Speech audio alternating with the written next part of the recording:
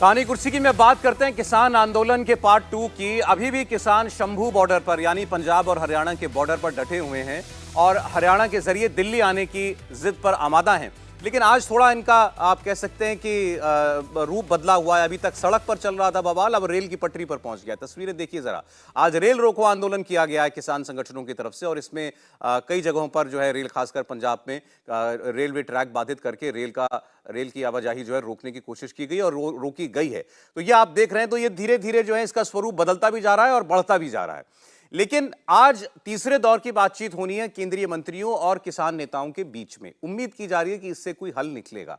लेकिन ऐसा क्या ऑफर कर देगी सरकार जो पिछली 2 वार्ताओं में नहीं किया होगा और ये किसान नेता मान जाएंगे?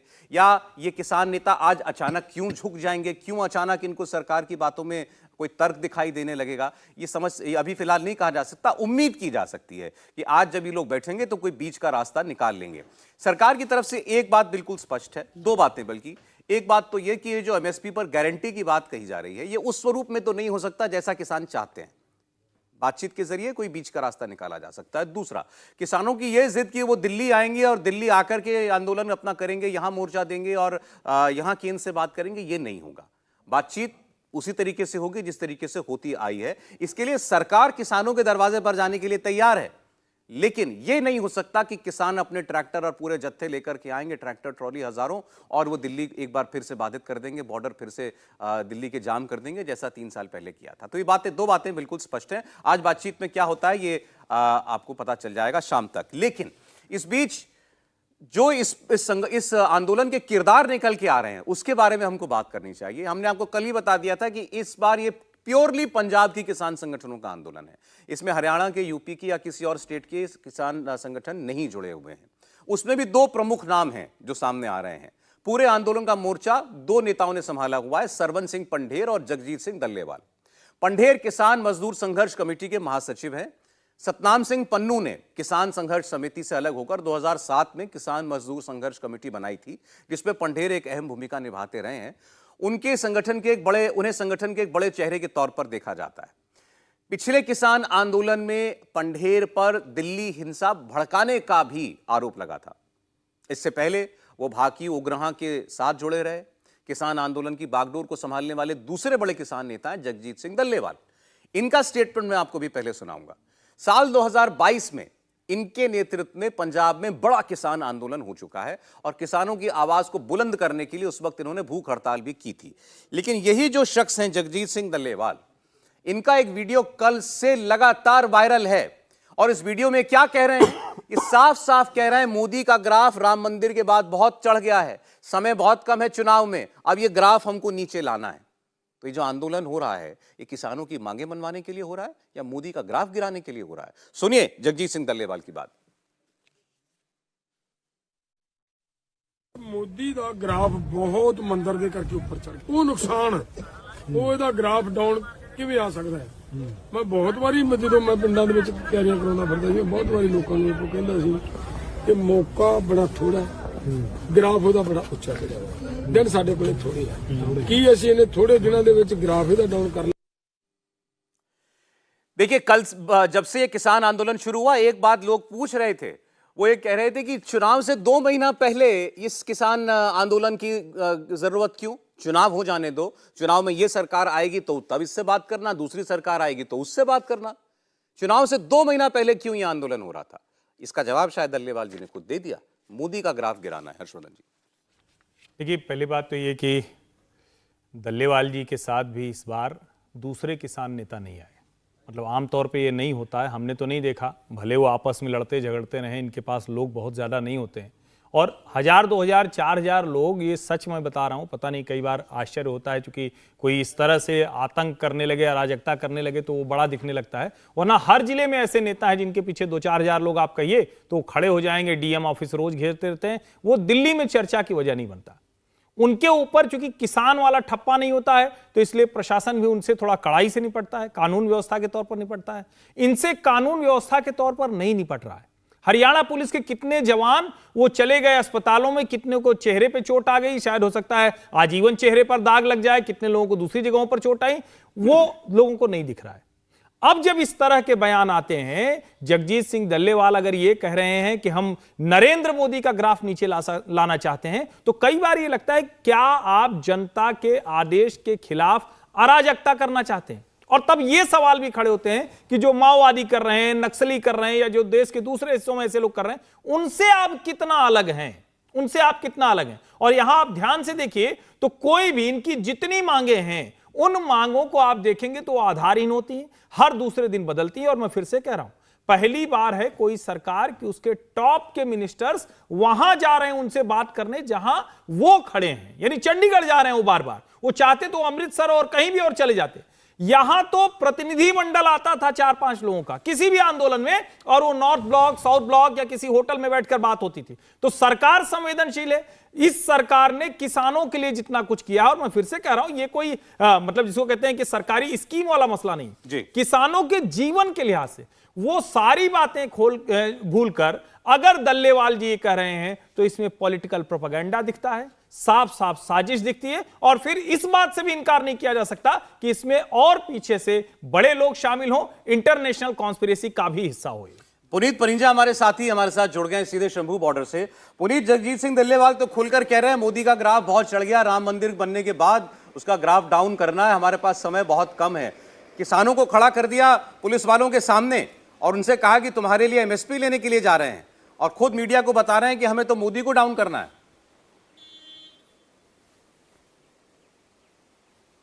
जी बिल्कुल बिल्कुल, इस तरह के जो बयान सामने आए उसके बाद से लगातार जो है, मैं कहूं तो पंजाब की क्या देश की सियासत भी काफी गर्म हुई है, क्योंकि लगातार ये सवाल उठ रहे थे कि आखिरकार 2 महीने रह गए हैं, अभी कोड ऑफ कंडक्ट को महज 70-80 दिन बचे, उससे पहले इस तरह के आंदोलन की क्या जरूरत है? अचानक से ऐसा क्या हो गया? क्योंकि 3 साल से सब खामोश बैठे हुए थे, अचानक से ऐसा क्या हुआ कि एमएसपी पर गारंटी चाहिए? लगातार 2 बार की वार्ता हुई। पहले कहा गया, पहली जब वार्ता हुई थी 8 तारीख को, उसमें कहा गया कि बातचीत बनती हुई नजर आ रही है, सब कुछ ठीक है।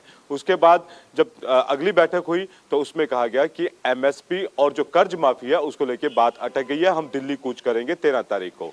तो अब ये सवाल जरूर खड़ा होने लगा, और जाहिर तौर पर जिस तरह से आज रेल रोकी गई है, टोल प्लाजा फ्री करा दिए गए हैं, धीरे धीरे जो आंदोलन का दायरा है सौरभ, वो भी लगातार बढ़ता जा रहा है।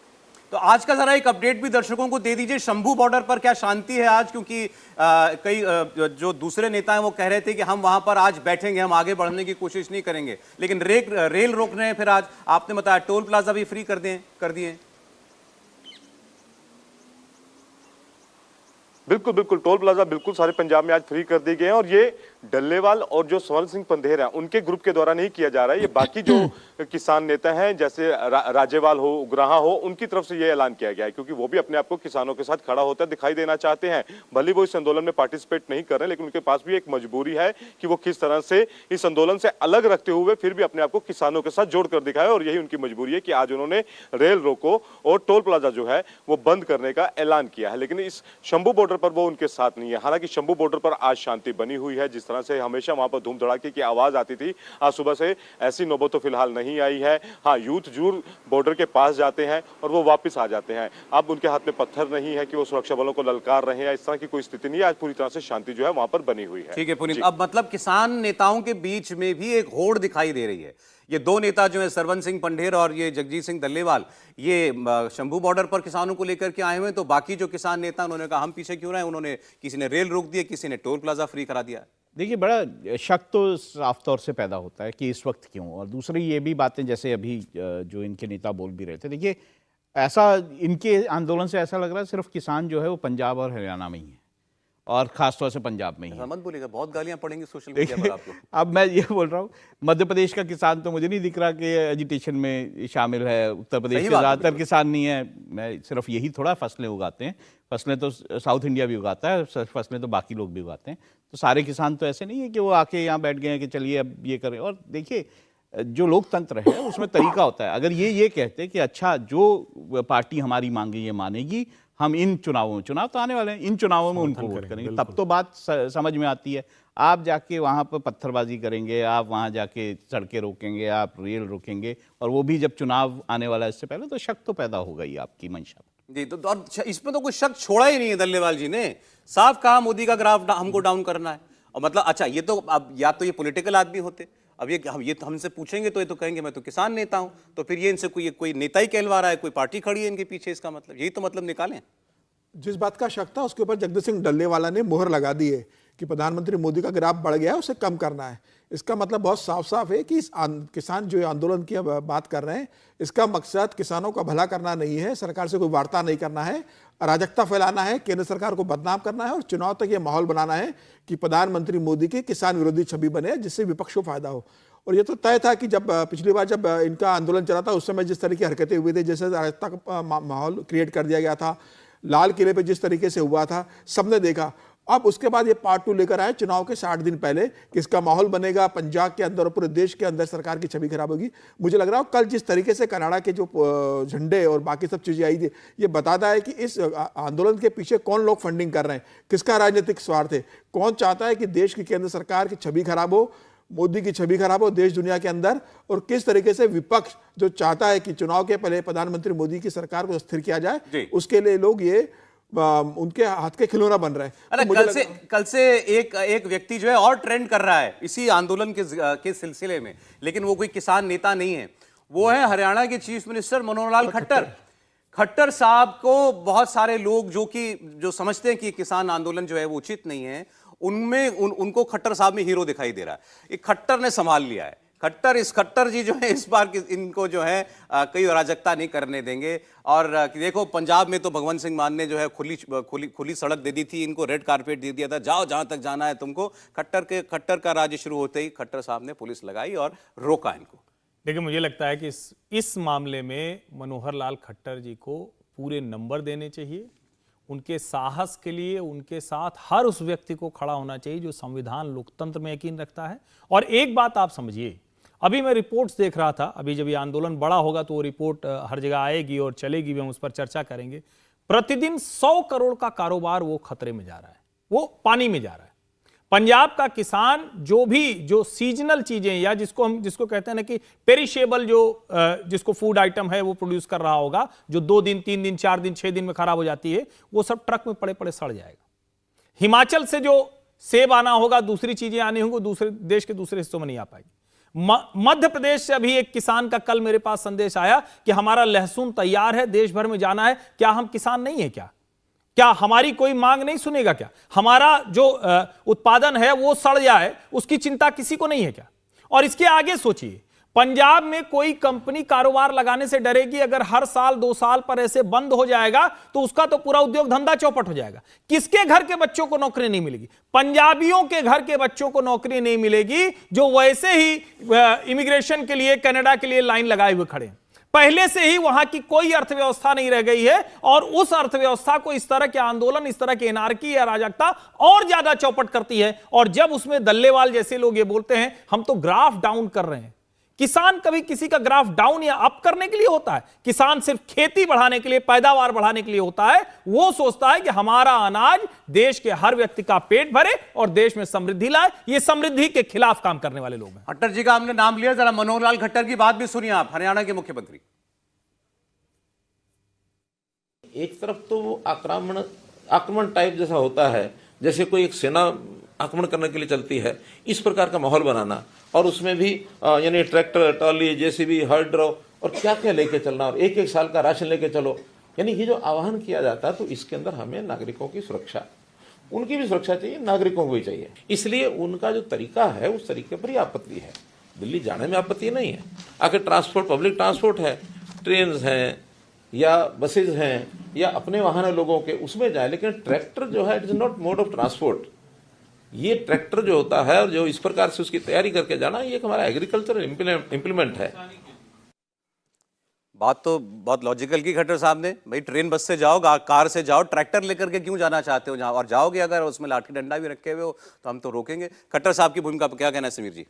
मुझे लगता है खट्टर साहब ने जो कहा बहुत सही कहा है, लेकिन अगर ट्रैक्टर नहीं लेके जाने देंगे तो जो उनको कर्तव्य दिखाना है, जो लास्ट टाइम कर्तव्य दिखाए थे ट्रैक्टर की दम पर, वो कैसे दिखा पाएंगे? सरकार तो कह रही है आप पैदल जाइए, बसों से जाइए, बात कीजिए जहां जाना है आपको, लेकिन ट्रैक्टर ला इसलिए जा रहे हैं कि राशन रख के जाएंगे, 6 महीने दिल्ली को बंधक बनाएंगे, दिल्ली के अंदर जहाँ इच्छा होगी वहाँ फुटपाथ पे, दुकान पे, लाल किले पे ट्रैक्टर चढ़ा देंगे। तो मुझे लग रहा है कि इसके पीछे का जो उद्देश्य है वो देश की जनता आप समझ रही है, धीरे धीरे जनता को समझ में आ रहा है कि ये किसानों का आंदोलन नहीं है, मुट्ठी भर लोगों का आंदोलन है जो पूरे देश को और दिल्ली को बंधक बनाना चाहते हैं किसान आंदोलन के आड़ में। अब देश की जनता समझ रही है किसान और किसानों की आड़ में जो लोग इसको शह दे रहे हैं और जिसका नेतृत्व कर रहे हैं, उनको जितने जल्दी ये समझ में आ जाए उतना अच्छा, उनके हित के लिए भी अच्छा होगा। अब हरियाणा सरकार उन्हें आगे आने देगी नहीं, केंद्र सरकार उसके बाद भी उनकी मंशा को जानते हुए भी कि इनका मकसद क्या है, केंद्र सरकार बात कर रही है। पहले भी बात कर चुकी है 5 घंटे चंडीगढ़ में, आज फिर उनसे बात करने चंडीगढ़ पहुंच गई है। मुझे लग रहा है केंद्र के धैर्य की परीक्षा किसान कब तक लेते रहेंगे, मुझे लगता है केंद्र सरकार बात करेगी तो कोई ना कोई समस्या का हल निकलना चाहिए। देखिए शाम तक क्या होता है जब ये बातचीत का तीसरा दौर पूरा होगा किसानों और सरकार के बीच में।